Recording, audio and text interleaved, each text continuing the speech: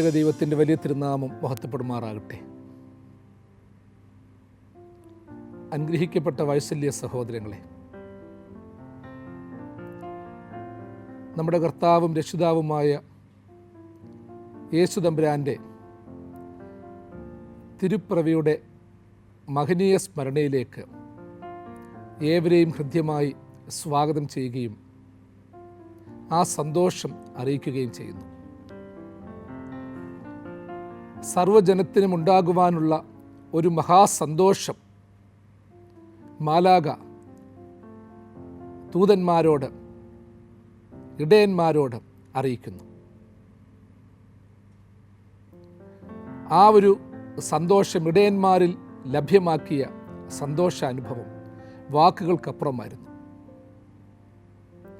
ഇരുളിലും അന്ധതമസിലും ഇരുന്ന ജനം ഒരു വലിയ സ്വരം കേട്ടു, ഒരു പ്രകാശം കണ്ടു. കർത്താവിൻ്റെ ജനനം ഇടയന്മാരിലുണ്ടാക്കിയ, ദൂതന്മാരിലുണ്ടാക്കിയ, കാത്തിരുന്നവരിലുണ്ടാക്കിയ സ്വർഗീയ സന്തോഷം. ആ സന്തോഷം ഇന്ന് നമ്മളും ഏറ്റെടുക്കുകയാണ്. 2000 വർഷങ്ങൾക്ക് മുൻപ് ഇന്നെന്ന പോലെ ഒരു ദിവസത്തിൽ ജാതം ചെയ്ത നമ്മുടെ കർത്താവ് ആ തിരുപ്പിറവിയുടെ മഹനീയമായ അനുഭവം ഇന്നും ആഘോഷിക്കുവാൻ നമ്മൾക്ക് ശക്തിയും ബലവും നൽകുന്നു. ക്രിസ്മസിൻ്റെ പീരീഡ് ശ്രദ്ധേയമാണ്. ശൈത്യകാല നാളുകൾ അനുഗ്രഹീതമാക്കുന്നത് ഈ സ്മരണയാണ്.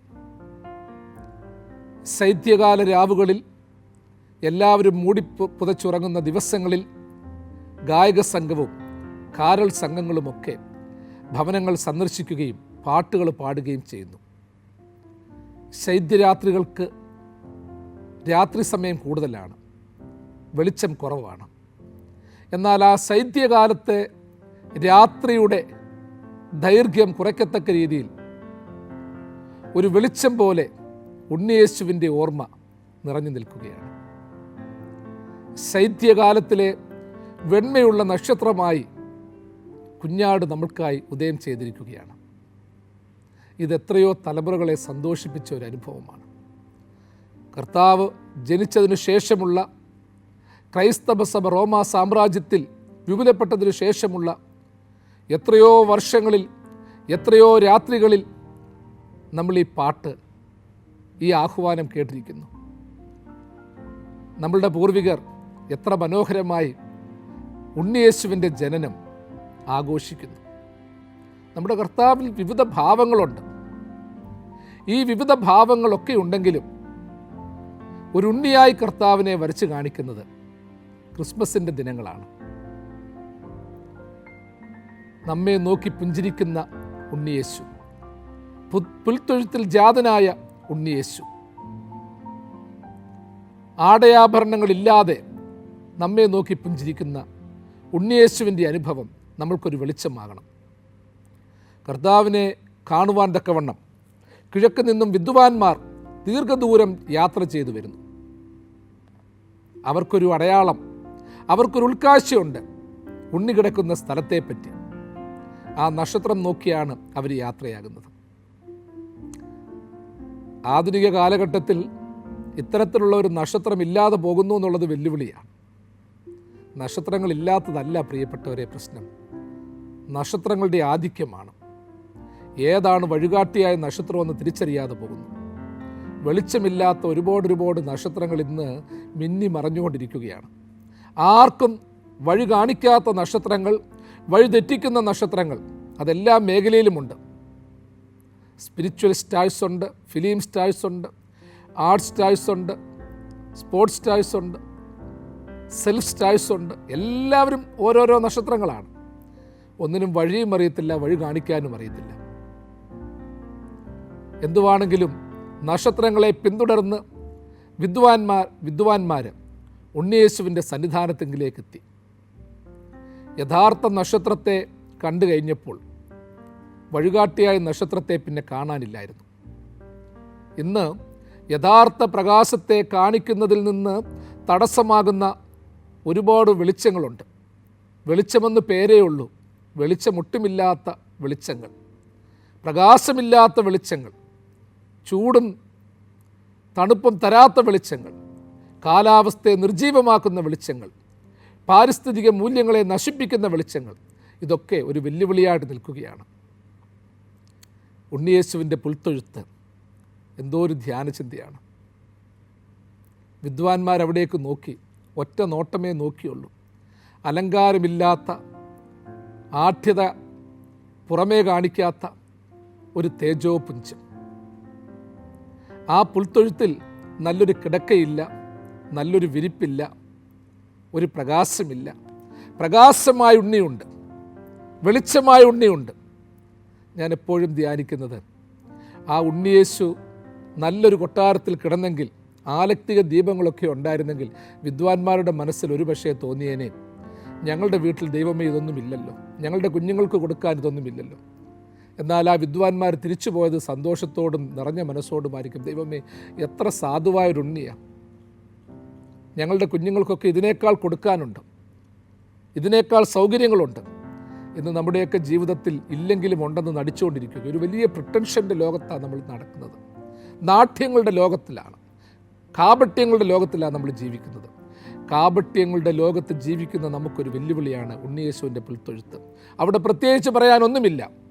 ഇനിയും അവിടെ സ്വർണ്ണരഥമുണ്ടായിരുന്നുവെങ്കിൽ, സ്വർണ്ണക്കൊട്ടിലുണ്ടായിരുന്നുവെങ്കിൽ, ആഭരണങ്ങളും ആടയാഭരണങ്ങളും ഉണ്ടായിരുന്നുവെങ്കിൽ അതിനെ പലരും ശ്രദ്ധിച്ചേനെ. ഇതൊന്നും ഇല്ലാതിരുന്നത് കൊണ്ട് ഉണ്ണിയെ കൂടുതലായിട്ട് കാണാൻ സാധിച്ചു. ഇന്ന് പ്രിയമുള്ളവരെ, ചിലതൊക്കെ ഇല്ലാതിരിക്കുമ്പോഴും ചിലതൊക്കെ നഷ്ടപ്പെടുമ്പോഴും ഉണ്ണിയേശുവിൻ്റെ തേജോ രൂപത്തെ, ആ തേജോ ബിംബത്തെ ഒന്നുകൂടി നന്നായി കാണുവാനുള്ള ഒരനുഭവമാണ് നമുക്ക് നൽകുന്നത്. പൊന്നുംകുടത്തിന് എന്തിനാ പ്രിയമുള്ളവരെ പൊട്ട്? ഉണ്ണിയേശു ഒരു പൊന്നുംകുടമായിരുന്നു. ഒരു നിത്യതയിലേക്ക് നമ്മളെ നയിക്കുന്നവനാണ്, രക്ഷകനാണ്. യഥാർത്ഥത്തിൽ ഉണ്ണിയേശു ജനിച്ച തലമുറയെ തന്നെ ഓർത്തോണം. ആദാമിന് ഹവ്വായ്ക്ക് കായീനും ഹാബേലും എന്ന 2 പിള്ളേരെ കിട്ടി. അതിലൊരുത്തൻ കൊല്ലപ്പെട്ടു, ഒരുത്തൻ ശാപഗ്രസ്തനായിപ്പോയി.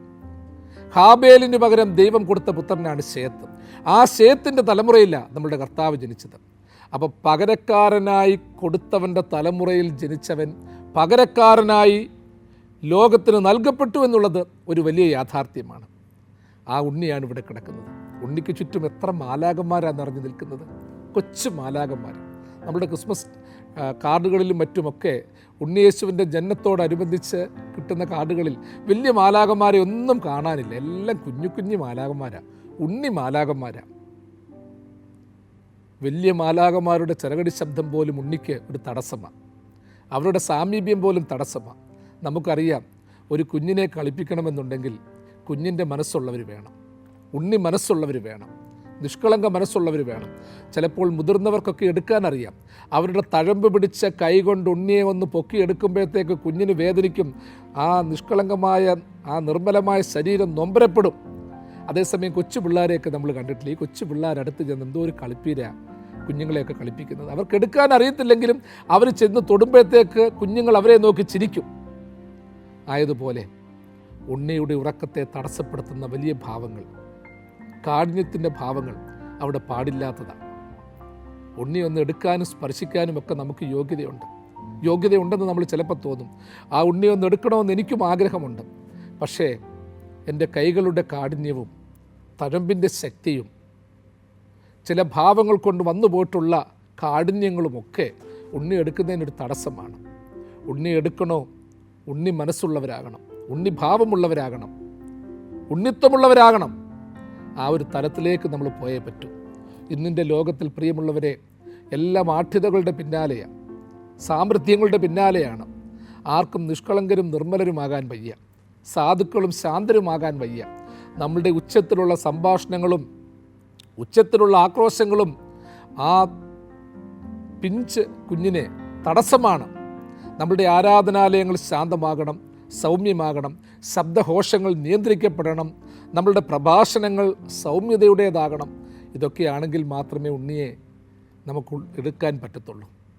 ഉണ്ണി ജനിച്ചതിനെപ്പറ്റി പറയുന്നത്, ദൈവത്തിൻ്റെ ദൂതൻ കന്യകയ്ക്ക് ഒരു വെളിപാട് നൽകുകയാണ്. ദൈവത്തിൻ്റെ വെളിപാട്, ദൈവത്തിൻ്റെ വചനം കാതുകൊണ്ട് കേട്ട് ഹൃദയത്തിൽ നിക്ഷേപിച്ചപ്പോൾ കന്യക ഗർഭിണിയായി എന്നതുപോലെ പ്രിയമുള്ളവരെ, ദൈവത്തിൻ്റെ വചനത്തിന് കന്യകയെ ഗർഭിണിയാക്കാൻ പറ്റിയെങ്കിൽ, അവളുടെ കൂടി രക്ഷകനെ നൽകുവാൻ സാധിച്ചെങ്കിൽ, അതേ ദൈവവചനം നമ്മളും കാതുകൊണ്ട് കേൾക്കണം, ഹൃദയത്തിൽ നിക്ഷേപിക്കണം, ഒരു പുതിയ ആത്മീയ ഫലം പുറപ്പെടുവിക്കണം. കന്യക ഉണ്ണിക്ക് ജന്മം കൊടുത്തതുപോലെ ദൈവവചനം നമ്മളെ കൊണ്ട് പ്രസവിപ്പിക്കണം, ആത്മീയ ഫലങ്ങളെ പ്രസവിപ്പിക്കണം, പുറപ്പെടുവിക്കണം. അതിനുള്ളൊരു വലിയ സന്ദേശമാണ് ക്രിസ്മസ് നൽകുന്നത്. ഈ ഉണ്ണി ജനിച്ചതിന് ശേഷം ഹെരോദാവിനൊരു വലിയ വെല്ലുവിളിയായിരുന്നു. വിദ്വാൻമാർ ആദ്യം തിരക്കി ചെന്നത് ഹെരോദാവിൻ്റെ കൊട്ടാരത്തിലായിരുന്നു. ആ കൊട്ടാരത്തിൻ്റെ മനോഹാരിതയിൽ ഉണ്ണിയില്ലാത്തതിനാൽ ആ മനോഹാരിതകളൊക്കെ അന്ധകാരമായി വിദ്വാൻമാർക്ക് തോന്നി. അവരതുകൊണ്ട് തന്നെ അവിടെ നിന്ന് പെട്ടെന്ന് ഇറങ്ങുകയായിരുന്നു. വിദ്വാൻമാർക്ക് കിടക്കാൻ നല്ല കിടക്ക കൊടുത്തു, നല്ല ഭക്ഷണം കൊടുത്തു, ഇരിപ്പിടം കൊടുത്തു, സമ്മാനങ്ങൾ കൊടുത്തു. പക്ഷേ ആ മനോഹാരിതയൊന്നും കണ്ട് വിദ്വാൻമാർ തങ്ങളുടെ കയ്യിൽ കൊണ്ടുവന്ന സമ്മാനം ഹെരോദാവിന് കൊടുത്തില്ല എന്നുള്ളത് യാഥാർത്ഥ്യമാണ്. നമ്മളാണെങ്കിൽ ചിലപ്പം കൊടുത്തു പോയനെ, അറിയാതെ കയറി ചെന്നെങ്കിലും അയ്യോ രാജാവല്ലേ, അപ്പോൾ ഈ രാജാവിനല്ലേ കൊടുക്കേണ്ടത്, അവനെ സുഖിപ്പിക്കാൻ തൃപ്തിപ്പെടുത്താൻ ആ സമ്മാനം അറിയാതെ കൊടുത്തു പോയനെ. ആ ഹെരോദാവിൻ്റെ മുൻപിലെത്തിയിട്ടും വിദ്വാൻമാർ കൊണ്ടുവന്ന പൊന്നും മൂരും കുന്തിരിക്കവും അവരൊളിച്ചു വെച്ചു. കൊടുക്കേണ്ടവന് തന്നെ കൊടുത്തു. അതേ പ്രിയമുള്ളവരെ, മാനവും ബഹുമാനവും അർപ്പണവും അർഹനായവന് തന്നെ കൊടുക്കണം. അത് വളരെ ഒളിച്ചു വെച്ച് കൃത്യമായ രീതിയിൽ കുഞ്ഞിൻ്റെ മുമ്പിലേക്ക് കൊടുക്കുകയാണ്.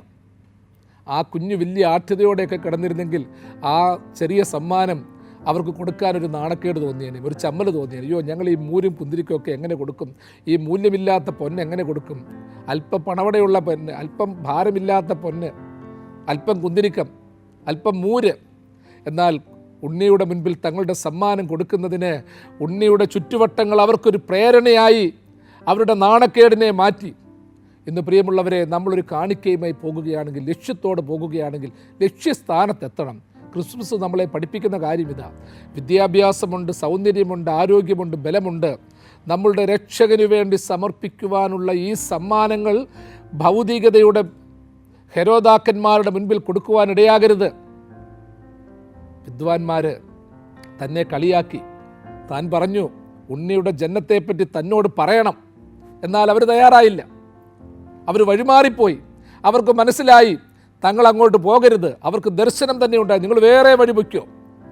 ഹെരോദാവിൻ്റെ കൊട്ടാരം വഴിയുള്ള യാത്ര ഒരു സിമ്പിൾ വഴിയായിരുന്നു, നല്ല വഴിയായിരുന്നു. അപ്പോൾ വഴി മാറിപ്പോയെന്ന് പറഞ്ഞപ്പോൾ കുന്നുകളും ദുർഘടങ്ങളുമുള്ള പാത താണ്ടിയാണ് അവർ പോയത്. എൻ്റെ പ്രിയമുള്ളവരെ, ചില തിന്മയിൽ നിന്നൊക്കെ ഒഴിയാൻ ചിലപ്പോൾ സുഖകരമായ പാത വിട്ട് യാത്ര ചെയ്യേണ്ടി വരും. സുഖസൗകര്യങ്ങളൊക്കെ ഉപേക്ഷിക്കേണ്ടത് വരും. എന്നാലും വേണ്ടില്ല, തിന്മയിൽ നിന്ന് ഓടി ഒളിക്കണം. തിന്മയുടെ പാത വിശാലമേറിയതാണ്, ഭൗതിക വെളിച്ചമുള്ളതാണ്, തിളക്കമുള്ളതാണ്, നിറഞ്ഞു നിൽക്കുന്ന വീതിയുള്ള പാതയാണ്. ഹെരോദേസിൻ്റെ കൊട്ടാരത്തിലേക്കുള്ള പാത വീതിയുള്ളതായിരുന്നെങ്കിലും അവർ തിരഞ്ഞെടുത്തത് ഇടുങ്ങിയ പാതയാണ്. അതിലൂടെ അവർ സ്വദേശത്തേക്ക് പോയി. ഹെരോദാവ് വെറുതെ ഇരുന്നില്ല. പിഞ്ചു കുഞ്ഞിനെ കൊല്ലാനുള്ള തയ്യാറെടുപ്പാണ്. കുഞ്ഞിനെ തിരക്കി കിട്ടുന്നില്ല. അവസാനം 2 വയസ്സിൽ താഴെയുള്ള എല്ലാ കുഞ്ഞുങ്ങളെയും കൊല്ലാൻ വേണ്ടിയുള്ള തയ്യാറെടുപ്പ്. എത്രയോ കുഞ്ഞുങ്ങൾ കൊല്ലപ്പെട്ടു. ആദ്യജാതന്മാർ കൊല്ലപ്പെട്ടു. പാറയിലടിച്ച് വലിച്ചെറിഞ്ഞ്, പർവ്വതങ്ങളുടെ മുകളിൽ നിന്ന് വലിച്ചെറിഞ്ഞ്, തീയിലെറിഞ്ഞ്, വെള്ളത്തിൽ മുക്കി, എണ്ണയിൽ മുക്കി അവരെ ഗുരുതരമായി കൊല്ലുകയായിരുന്നു. റാമേലൊരു ശബ്ദം കേട്ടു. റാഹേൽ മക്കളെ ചൊല്ലിക്കരഞ്ഞു. അവർ ഇല്ലായ്കയാൽ ആശ്വാസം പോയിരിക്കുന്നു. യിരെമ്യാ പ്രവാചകൻ എത്രയോ സഹസ്രാബ്ദങ്ങൾക്ക് മുൻപ് കണ്ട ദർശനം. ഒത്തിരി കുഞ്ഞുങ്ങൾ നഷ്ടപ്പെട്ടു. ഉണ്ണിക്ക് വേണ്ടി, ഉണ്ണിയേശുവിന് വേണ്ടി ഒന്നും അറിയാത്ത സാധുക്കളായ കുഞ്ഞുങ്ങൾ. ആ കുഞ്ഞുങ്ങൾ കൊല്ലപ്പെട്ടെങ്കിലും ഉണ്ണിയെ അവർക്ക് കിട്ടിയില്ല, ഹെരോദാവിന് കിട്ടിയില്ല. അവരുടെ പുറകെ ഓടുകയാണ്. അപ്പനും അമ്മയും കുഞ്ഞിനെ എടുത്തുകൊണ്ട് മിസ്രയീമിലേക്ക് ഓടിപ്പോകുന്നു. നമുക്കൊരുപക്ഷെ വ്യാഖ്യാനിക്കാം, യേശു കുഞ്ഞാണ്, അപ്പനും അമ്മയുമാണ്, അവരെ കൊല്ലുവാൻ തക്കവണ്ണം ഹെരോദേസ് പുറപ്പെട്ടിട്ടുണ്ടെങ്കിൽ ദൈവം രക്ഷപ്പെടുത്തും. അതൊക്കെ സത്യമാണ്. പക്ഷേ അതിൻ്റെ മറ്റൊരു തലം കൂടി ഓർത്തോണം. ഒരു സാധുവായ അപ്പനും അമ്മയും, ഒരു കൊച്ചു പെണ്ണ്, 14 വയസ്സ് കഴിഞ്ഞ അമ്മ, പ്രായമുള്ള സംരക്ഷകനായ പിതാവ്. ആ പിതാവ് ഭൗതികമായ രീതിയിൽ ഇടപെട്ടിട്ടില്ല അവളോട്. അതിനെടുത്തുകൊണ്ട് ഓടുകയായി. ഈ പാവം പിടിച്ച അപ്പൻ്റെ അമ്മയുടെയും പുറകെ ഒരു കൈക്കുഞ്ഞിൻ്റെ നേരെ തൻ്റെ എല്ലാ സൈനിക ശക്തിയെയും ഉപയോഗിച്ചുകൊണ്ട് ഹെരോദേസ് അന്വേഷിക്കുകയാണ്. അവരോട് മിസ്രൈമിലെത്തി. നമ്മൾ തന്നെ ചിന്തിച്ചോണം. ഈ സാധുക്കളുടെ പുറകെ നടന്ന് ഉപദ്രവിക്കുകയും അവരെ കൊല്ലാൻ ശ്രമിക്കുകയും ഇല്ലായ്മ ചെയ്യാൻ ശ്രമിക്കുകയും ഒരു പിഞ്ചു കുഞ്ഞിൻ്റെ രോദനം കേൾക്കാതെ നശിപ്പിക്കാൻ ഉദ്യമിക്കുകയും ചെയ്യുന്നവർക്ക് അധികം ആയുസ്സില്ല. പ്രിയമുള്ളവരെ, കരുണ കാണിക്കേണ്ടവരോട് കരുണ കാണിക്കണം, സാധുക്കളോട് കരുണ കാണിക്കണം. ക്രിസ്മസ് നൽകുന്ന സന്ദേശമാണ്. അതുകൊണ്ട് തന്നെ ഓർത്തോ, മിസ്രൈമിൽ ചെന്നപ്പോൾ ദൈവത്തിൻ്റെ ദൂതൻ പറയുന്നു, ഇനി ഇവിടെ നിൽക്കണ്ട, ഹെറോദേസ് തട്ടിപ്പോയി, അതുകൊണ്ട് പെട്ടെന്ന് തിരിച്ചു പൊയ്ക്കോളാൻ പറയുന്നു. നമ്മൾ തന്നെ ചിന്തിച്ചോണം, പുറകെ നടന്ന് ഉപദ്രവിച്ച ഒരു സൈന്യത്തെ മൊത്തം ഒരു സാധു കുടുംബത്തിൻ്റെ നേരെ വിന്യസിച്ച ഹെറോദേസിന് അധികം ആയുസ് കിട്ടിയില്ല. നമ്മുടെയൊക്കെ ജീവിതത്തിലും ഇതൊരു വെല്ലുവിളിയാണ്. ഒത്തിരി ഉപദ്രവിക്കാനും ഒത്തിരി ഉപദ്രവികളാകാനും ഒത്തിരി ശത്രുത്വം കാണിക്കാനും പ്രതികാരം കാണിക്കാനും പോയാൽ പ്രിയമുള്ളവരെ, ഈ ലോകത്തിൽ ഭൗതികമായിട്ട് അധികം നാൾ നമ്മൾ കാണത്തില്ല. പ്രതികാരമൊക്കെ വിട്ട് ദൈവത്തെ അറിഞ്ഞ് ജീവിക്കുന്നത് നല്ലതാണ്. ക്രിസ്മസിൻ്റെ ദിവ്യ സന്ദേശങ്ങളിൽ ഒന്നാണത്. അവർ തിരിച്ചു വരുന്നു, എന്നാൽ വഴിയാത്രയിൽ വെച്ച് വീണ്ടും ദൈവത്തിൻ്റെ അരുളപ്പാടുണ്ടാകുന്നു, അങ്ങോട്ട് പോകണ്ട, അവിടെ ഹെരോദാവിന് പകരം അതിനേക്കാൾ ശത്രുതയോടെ അർക്കലയോസ് വാഴുന്നു, തൻ്റെ പിതാവിന് പകരം വാഴുന്നു, നിങ്ങൾ അങ്ങോട്ട് പോകരുത്. അവർ വീണ്ടും തിരിച്ച് നസ്രത്തിലേക്ക് പോകുന്നു. എൻ്റെയും നിങ്ങളുടെയും ജീവിതത്തിൽ ഓർത്തു, ആദ്യം ദൈവം പറഞ്ഞു മിസ്രൈമിലേക്ക് പോകണം. ദൈവത്തിൻ്റെ ദൂതൻ്റെ അരുളപ്പാട് വന്നു. അവിടെ നിന്ന് തിരിച്ചു പോകാൻ പറയുമ്പോൾ ഇടയ്ക്ക് വെച്ച് പറയുന്നു, പോകല്ലേ, നസ്രയത്തിലേക്ക് പോകണം. നസ്രയത്തിൽ പോയി വളർന്നതുകൊണ്ട് കുഞ്ഞിന് നസ്ര എന്നുള്ള പേര് കിട്ടി. എൻ്റെയും നിങ്ങളുടെയും ജീവിതത്തിൽ എപ്പോഴും ഓർത്തോണം, ചില പ്രത്യേക സാഹചര്യങ്ങളിൽ നമ്മൾ ആട്ടി ഓടിക്കപ്പെടും. ഒരു സ്ഥലത്ത് നിന്ന് മറ്റൊരു സ്ഥലത്തേക്ക് പോകും. ജോലി പ്രമാണിച്ചായിരിക്കും, മറ്റു ചില സാഹചര്യങ്ങൾ കൊണ്ടായിരിക്കും നമ്മളിങ്ങനെ ഓടി നടക്കുകയാണ്, അങ്ങോട്ടും ഇങ്ങോട്ടും അലഞ്ഞു നടക്കുകയാണ്. പക്ഷേ പിന്നീട് വീണ്ടും ഓടിക്കപ്പെടും. നിങ്ങളും ഞാനും ഏതെങ്കിലും സ്ഥാനത്ത് നിന്ന് എറിയപ്പെട്ടിട്ടുണ്ടെങ്കിൽ, അങ്ങോട്ടും ഇങ്ങോട്ടും ഓടി നടന്നിട്ടുണ്ടെങ്കിൽ, എനിക്കും നിങ്ങൾക്കും ഒരു അഡ്രസ്സ് ദൈവം തരാൻ ഉദ്ദേശിക്കുന്നുണ്ട്. ഇവിടെ നസ്രയത്തിൽ പോയി വീണത് താമസിച്ചതുകൊണ്ട് നസ്ര എന്നുള്ള പേര് ആ ഉണ്ണിക്ക് കിട്ടപ്പെട്ടു. നമ്മളൊക്കെ തന്നെ ആലോചിച്ചോണം, ഏതൊക്കെ സ്ഥലങ്ങളിൽ പോയിട്ടുണ്ട്. ഗൾഫ് രാജ്യങ്ങളിൽ, മറ്റ് വിദേശ രാജ്യങ്ങളിൽ, വടക്കേ ഇന്ത്യയിൽ, കേരളത്തിൻ്റെ വിവിധ ഭാഗങ്ങളിൽ, ഇങ്ങനെ പലപ്പോഴും നമ്മളിങ്ങനെ മാറി താമസിച്ചു, കൂടാരമടിച്ച് താമസിച്ചു, മാറിപ്പോയി. പക്ഷേ നമ്മൾ ചില സ്ഥാനങ്ങളിലൊക്കെ എത്തപ്പെട്ടതുകൊണ്ട് അറിയാത്ത രീതിയിൽ എത്രയോ പേർക്ക് പ്രകാശമാകാൻ നമുക്ക് സാധിച്ചു, നന്മ ചെയ്യാൻ സാധിച്ചു. കേരളത്തിൻ്റെ ഏതോ കോണിൽ ജനിച്ചവനെ കൊണ്ട് ആഫ്രിക്കയുടെ അങ്ങേ മണ്ണിൽ ജനിച്ചവർക്ക് പോലും പ്രയോജനം ദൈവം കൊടുപ്പിച്ചിട്ടില്ലേ? നിങ്ങൾ പോയിടത്തൊക്കെ ഒരു അഡ്രസ്സ് നിങ്ങൾക്ക് തന്നിട്ടില്ലേ? നിങ്ങൾ മലബാറിൽ പോയി താമസിച്ചാലും, മലബാറിൽ നിന്ന് പത്തനംതിട്ട വന്ന് താമസിച്ചാലും, നിങ്ങളുടെ സ്ഥലപ്പേരും വീട്ടുപേരും അവിടെ അറിയപ്പെട്ടു, നിങ്ങളുടെ സ്ഥാപനങ്ങളിലൂടെ അറിയപ്പെട്ടു. ദൈവം പേരില്ലാത്തവർക്ക്, അഡ്രസ്സില്ലാത്തവർക്ക്, ലക്ഷ്യമില്ലാത്തവർക്ക് ഒരു ലക്ഷ്യവും ഒരു അഡ്രസ്സും ഒരു പേരും കൊടുക്കാൻ ഉദ്ദേശിക്കുന്നുവെന്ന് ഈ ക്രിസ്മസിൻ്റെ സന്ദേശം നമ്മളെ ഓർപ്പിക്കുകയാണ്. വീണ്ടും ഒരു കാര്യം കൃത്യമായി ചിന്തിച്ചോണം, ക്രിസ്മസ് ഒരു വലിയ പ്രതീക്ഷയുടെ കാലമാണ്, ഒരു സമയത്തിൻ്റെ കാലമാണ്. ഉണ്ണിയേശു ചുമ്മാതെ ജനിച്ചതല്ല. എബ്രായർ 1:1-2 വാക്യങ്ങളിൽ പറയുന്നത് പോലെ അത് കാലസമ്പൂർണതയിൽ ജനിച്ചതാണ്. ഉണ്ണി പോലും ജനിച്ചത്, ദൈവം മനുഷ്യനായത് കാലസമ്പൂർണതയിലാണ്. അത് മരണത്തിലുണ്ട്, ഉത്ഥാനത്തിലുണ്ട്, കഷ്ടാനുഭവത്തിലുണ്ട്, വീണ്ടും വരവിലുണ്ട്. എല്ലാത്തിനും പ്രിയമുള്ളവരെ ഒരു സമയമുണ്ട്. ഇന്ന് സമയങ്ങളെ മറന്നുപോകുന്ന കാലഘട്ടം, കാലങ്ങളെ ഓർക്കാത്ത കാലം, ദൈവത്തെ ഓർക്കാത്ത കാലം, എല്ലാം വിളയുന്നതിന് മുൻപ് പഴുക്കാൻ ആഗ്രഹിക്കുന്ന കാലം. ഒരു ഡിവൈൻ വെയിറ്റിംഗ് നമുക്ക് വേണം, ഒരു വലിയ കാത്തിരിപ്പ് വേണം, ഒരു പൂർണ്ണതയിലേക്ക് നമ്മൾ എത്തണം. ആ പൂർണ്ണതയിലേക്ക് എത്തണമെന്നുണ്ടെങ്കിൽ ഇവിടെ ഉണ്ണിയുടെ ജന്മത്തിന് വേണ്ടി കാത്തിരുന്ന അനേകരുണ്ടായിരുന്നു. പലർക്കും കാണാൻ പോലും സാധിച്ചില്ല, കണ്ടവർക്കുണ്ടായൊരു സന്തോഷമുണ്ട്. ഉണ്ണി ജനിച്ചു എന്നുള്ള വാർത്ത ഒരു വലിയ സന്തോഷഭാവമായി മാറണം, ഒരു അനുഭവമായി മാറണം. വീണ്ടും ക്രിസ്മസിൻ്റെ ചിത്രത്തിലേക്ക് നോക്കുമ്പോൾ കന്യക മറിയാം ഉണ്ണിയെ കൈകളിലേന്തുന്നു. ആ പാവം കന്യക എത്ര ദുരാരോപണം കേട്ടു. പിന്നീട് യേശുവിൻ്റെ മുഖത്ത് നോക്കി, നിൻ്റെ അമ്മ മറിയ എന്നവളല്ലേ എന്നുള്ള പേര് പോലും കേൾക്കേണ്ടി വന്നു. എന്ത് മോശക്കാരിയായി പറഞ്ഞു. ലോകം പറഞ്ഞു അവള് പുരുഷനാൽ ഗർഭിണിയായി, അവൾ പിഴച്ചു പെറ്റവളാണ്. എന്നാൽ സത്യം അതല്ലായിരുന്നു. നമ്മളൊക്കെ ലോകത്തെ വിലയിരുത്തുന്നവരാ, ഭാവങ്ങളെ വിലയിരുത്തുന്നവരാ, തെളിവ് വെച്ച് വിലയിരുത്തുന്നവരാ. തെളിവ് നോക്കിയാൽ ജോസഫിനെ മറിയെ നിന്ദിക്കാം, മറിയെ ദുഷിക്കാം, മോശക്കാരിയാണെന്ന് പറയാം. യഹൂദ പ്രമാണപ്രകാരം, പ്രമാണപ്രകാരം കല്ലെറിഞ്ഞു കൊല്ലാം. പ്രിയമുള്ളവരെ, ചില കാര്യങ്ങളൊക്കെ ഇങ്ങനെ തെളിവുകൾ നമുക്കെതിരെ ഒത്തിരി ഉണ്ടാകും, സാക്ഷ്യപ്പെടുത്തലുകൾ ഒത്തിരി ഉണ്ടാകും, പ്രകടമായി കാണുമ്പോൾ തെറ്റുകാരാണെന്ന് വിലയിരുത്തപ്പെടും. നമ്മളെല്ലാവരെയും വിധിക്കാനും വിലയിരുത്താനും പോകരുത്. നമ്മളുടെ കണ്ണ് കാണുന്നതും ചെവി കേൾക്കുന്നതുമൊന്നും അല്ല സത്യം. അതിനപ്പുറമായ ചില യാഥാർത്ഥ്യങ്ങളുണ്ട്. മറിയെ മറി എന്നവളെന്ന് പറഞ്ഞ സമൂഹവും മോശക്കാരി എന്ന് പറഞ്ഞ സമൂഹവുമുണ്ട്. എന്തിന്? അവളുടെ യേശുവിൻ്റെ വളർത്തുപിതാവായ യൗസേപ്പ്, ജോസഫ് പോലും ഒരു പ്രധാനപ്പെട്ട സമയത്ത് മറിയെ ഉപേക്ഷിക്കാൻ തീരുമാനിക്കുകയാണ്. എന്നാൽ രാത്രിയിൽ ദൈവത്തിൻ്റെ ദൂതൻ വന്ന്, ജോസഫെ, നീ പേടിക്കണ്ട, ടെൻഷൻ വേണ്ട, മറിയെ ചേർത്തുകൊള്ളണം, അവളിൽ ഉൽപ്പാദിതമായിരിക്കുന്നത് പരിശുദ്ധാത്മാവിനാലാണ് എന്ന് പറഞ്ഞു പഠിപ്പിക്കുന്നു. പ്രിയമുള്ളവരെ, ചില കാര്യങ്ങളൊക്കെ ഇങ്ങനെയാണ്. നമ്മളുടെ പ്രാർത്ഥനയുടെ പൂർണ്ണതയെന്ന് പറയുന്നത് ക്രിസ്മസ് കാലം നമ്മളെ ഓർപ്പിക്കുകയാണ്. നമ്മൾ ചിന്തിക്കുന്ന ചില വെളിപ്പെടുത്തലുകളെന്ന് പറയുന്നത് അവരെ ഇവരെയും തമ്മിൽ അകറ്റുന്നതല്ല. മറിയയോട് ജോസഫിനൊരു സംശയമുണ്ടായിരുന്നു, ഉപേക്ഷിക്കണമെന്ന് തീരുമാനിച്ചിരുന്നു. പക്ഷേ ആ സംശയം പോലും ദൂരീകരിക്കുന്ന രീതിയിലാണ് പ്രാർത്ഥനയിലൂടെ അനുഭവം കിട്ടിയത്. നീതിമാൻ രാത്രിയിൽ ഉറങ്ങാൻ കിടന്നു. വലിയ ടെൻഷനാണ്. അയ്യോ, ഞാൻ എന്തെല്ലാം കേൾക്കേണ്ടി വരും, ഇവളെ കൊല്ലും, നീതിമാനായ ഞാൻ ദുഷ്പേര് കേൾക്കേണ്ടി വരും. എന്തോരം നൊമ്പരങ്ങളാണ് അവൻ ആ നൊമ്പരത്തോടാണ് ഉറങ്ങാൻ കിടന്നത്. പക്ഷേ അവന് ടെൻഷനില്ലായിരുന്നു, ഭാരമില്ലായിരുന്നു. ദൈവത്തിൻ്റെ ദൂതനെ കണ്ടു. ഇന്നെൻ്റെ പ്രിയപ്പെട്ടവരെ, ഈ കാലത്ത് ഞാൻ നിങ്ങളോട് ഓർപ്പിക്കട്ടെ, ഏതു വലിയ ഭാരത്തിലാണെങ്കിലും ഏതു വലിയ നൊമ്പരത്തിലാണെങ്കിലും നമ്മളിരിക്കുമ്പോൾ ഭീതിപ്പെടുത്തുന്ന സ്വപ്നങ്ങളല്ല നമ്മൾ കാണേണ്ടത്.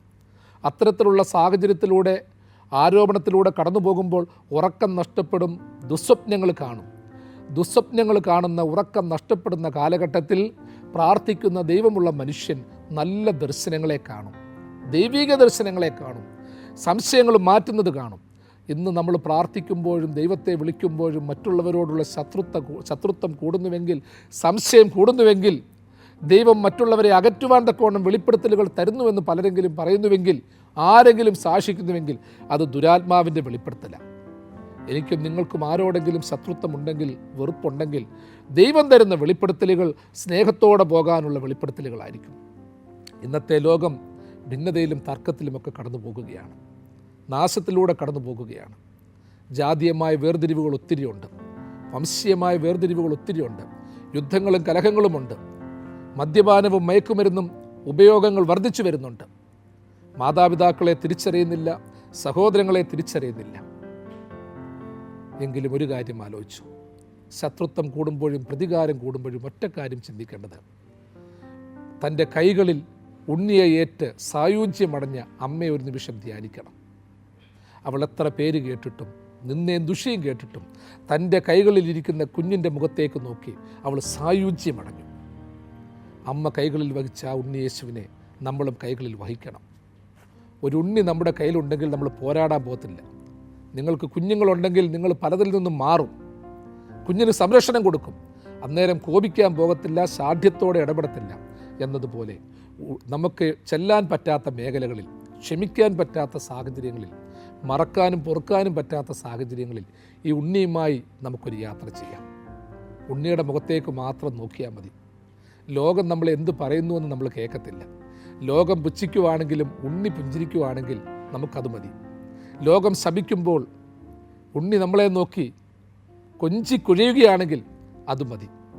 സഹിക്കാൻ പറ്റാത്ത, മറക്കാൻ പറ്റാത്ത എല്ലാ സാഹചര്യങ്ങളിലും ഉണ്ണി നമ്മുടെ കൈവശമുണ്ടെങ്കിൽ നമുക്കെല്ലാം മറക്കാൻ പറ്റും, എല്ലാം പൊറുക്കാൻ പറ്റും, എല്ലാം സഹിക്കാൻ പറ്റും. അതിനപ്പുറമായ ഒരു ദർശനമില്ല, അതിനപ്പുറമായൊരു ധ്യാനമില്ല. ഈ ക്രിസ്മസ് ഒരു വലിയ യോജിപ്പിൻ്റെ കാലഘട്ടമാണ്, യോജിപ്പിൻ്റെ അനുഭവമാണ്. ഓർത്തോണം, ക്രിസ്മസ് എന്ന പദം തന്നെ ഓർത്തോണം.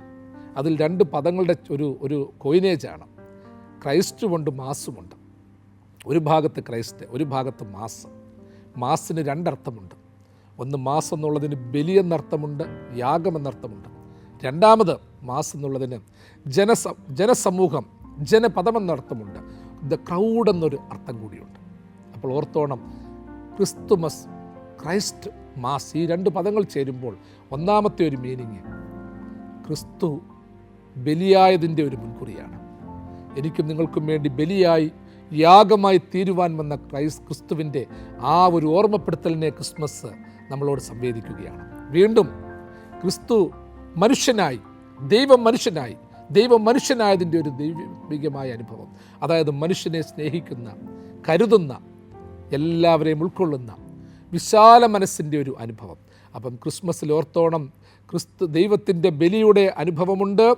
അതോടൊപ്പം തന്നെ മനുഷ്യനിൽ ഒന്നാകുന്ന, മനുഷ്യനോട് ചേർന്നിരിക്കുന്ന, മനുഷ്യരുടെ ഇടയിലായിരിക്കുന്ന ദൈവരാജ്യം നിങ്ങളുടെ ഇടയിലെന്ന് സംവേദിപ്പിക്കുന്ന ആ സന്ദേശമുണ്ട്. ഈ സന്ദേശം നമ്മളെല്ലാ മേഖലയിലും ഏറ്റെടുക്കണം. ഓർത്തോണം പ്രിയമുള്ളവരെ, കിഴക്ക് കണ്ട നക്ഷത്രം വിദ്വാൻമാർക്ക് ഒരു വഴികാട്ടിയായെങ്കിൽ ഇനിയും ഒരു പ്രതീക്ഷയുണ്ട്. മനുഷ്യപുത്രൻ്റെ അടയാളം നിങ്ങൾ ലോകത്ത് കാണും. മനുഷ്യപുത്രൻ്റെ അടയാളം അന്ത്യകാലത്തിന് മുൻപ് ലോകത്ത് വിളങ്ങും. കർത്താവിൻ്റെ അടയാളം, ജനനത്തിന് അടയാളം കാവലായെങ്കിൽ ഇനിയും അടുത്ത ഒരു അടയാളത്തിന് വേണ്ടി നമ്മൾ കാത്തിരിക്കുകയാണ്. ലോകത്തിൽ എന്തൊക്കെ നഷ്ടപ്പെട്ടാലും ക്രിസ്തുവിൻ്റെ വരവുണ്ട്. ക്രിസ്തു മനുഷ്യനായി അവതരിച്ചെങ്കിൽ ക്രിസ്തു രണ്ടാമത് വീണ്ടും വരും. ക്രിസ്തു രണ്ടാമത് വന്ന് നമുക്കൊരു സന്തോഷം നൽകും. ഈ ലോകത്തിൻ്റെ ആഡംബരങ്ങളൊന്നുമല്ല പ്രിയമുള്ളവരെ. ആഡംബരങ്ങൾ ഒത്തിരി കൂടുമ്പോൾ ദൈവമില്ലാത്ത അനുഭവം വരും. ദൈവത്തിൻ്റേതായ അനുഭവങ്ങൾ നഷ്ടപ്പെട്ടു പോകും. എന്നാൽ ഉണ്ണിയേശു തന്നെ നമ്മളെ ഒരു കാര്യം പഠിപ്പിക്കുകയാണ്. ന്യായം നിഷേധിക്കപ്പെട്ട, നീതി നിഷേധിക്കപ്പെട്ട സമൂഹത്തിൻ്റെ മുൻപിൽ ദൈവത്തിൻ്റെ സന്ദേശം ശ്രേഷ്ഠമാണ്. ഇത് സഭകൾക്ക് വേണം, സമൂഹത്തിന് വേണം. ക്രിസ്തു ജനിച്ചു എന്നുള്ള വാർത്ത, ക്രിസ്തു ഉദ്ധാനം ചെയ്തു എന്നുള്ള വാർത്ത, ക്രിസ്തു രണ്ടാമത് വരുമെന്നുള്ള വാർത്ത ഒരു പ്രതീക്ഷയാണെങ്കിൽ ഉണ്ണി മനസ്സുള്ളവരായി നമ്മൾ തീരണം. നമ്മളുടെ പ്രാർത്ഥനകളിലും നമ്മളുടെ യാചനകളിലും ക്രിസ്തുവിൻ്റെ ഭാവമുണ്ടാകണം. പുൽക്കൂട്ടിൽ ജനിച്ച ക്രിസ്തു ഔന്നത്യത്തിലേക്ക് എടുക്കപ്പെട്ടെങ്കിൽ, എൻ്റെ പ്രിയമുള്ളവരെ, സമൂഹത്തിലെ മുഖ്യധാരയിൽ നിന്ന് തള്ളപ്പെട്ടവരായി നിരാശപ്പെട്ട് കഴിയുകയാണെങ്കിൽ എനിക്കും നിങ്ങൾക്കും ഒരു വലിയ പ്രതീക്ഷയുണ്ട്. കന്യകയ്ക്ക് ഗർഭിണിയാകാൻ പറ്റുമെങ്കിൽ അസാധ്യമായ പലതും എൻ്റെയും നിങ്ങളുടെ ജീവിതത്തിലും നടക്കും. മറഞ്ഞിരിക്കുന്ന പലതും നടക്കും. നമ്മൾ വിശ്വസിക്കുന്നതും കാണുന്നതും മാത്രമല്ല നടക്കുന്നത്. അസാധ്യമായ അനുഭവങ്ങൾ നിറഞ്ഞു നിൽക്കും. അതെ, ക്രിസ്മസിൻ്റെ മാറ്റുലികൾ കേൾക്കുന്നു, ക്രിസ്മസ് ട്രീകൾ നിറഞ്ഞു നിൽക്കുന്നു, സ്റ്റാറുകൾ പ്രകാശം തൂകുന്നു. ഈ പ്രകാശവും ഈ പ്രതീക്ഷയും ഈ ക്രിസ്മസിൻ്റെ മനോഹാരിതയും എല്ലാ മനസ്സുകളെയും പ്രകാശിപ്പിക്കട്ടെ, പ്രത്യാശയിലാക്കട്ടെ. നമ്മുടെ പൂർവികർ കൊണ്ടാടിയ, അനുസ്മരിച്ച ആ ദിവ്യമായ അനുഭവം നമുക്കും സന്തോഷത്തോടെ ഏറ്റുപാടാം. അത്യുന്നതങ്ങളിൽ ദൈവത്തിന് മഹത്വം, ഭൂമിയിൽ സന്മനസ്സുള്ളവർക്ക് സമാധാനം. എല്ലാവർക്കും ഹൃദ്യമായ ക്രിസ്മസ് പുതുവത്സരാശംസകൾ നേരുന്നു. ദൈവം തൻ്റെ വലങ്കരം നീട്ടി നിങ്ങളെല്ലാവരെയും സദാകാലവും വാഴ്ത്തി അനുഗ്രഹിക്കുമാറാകട്ടെ.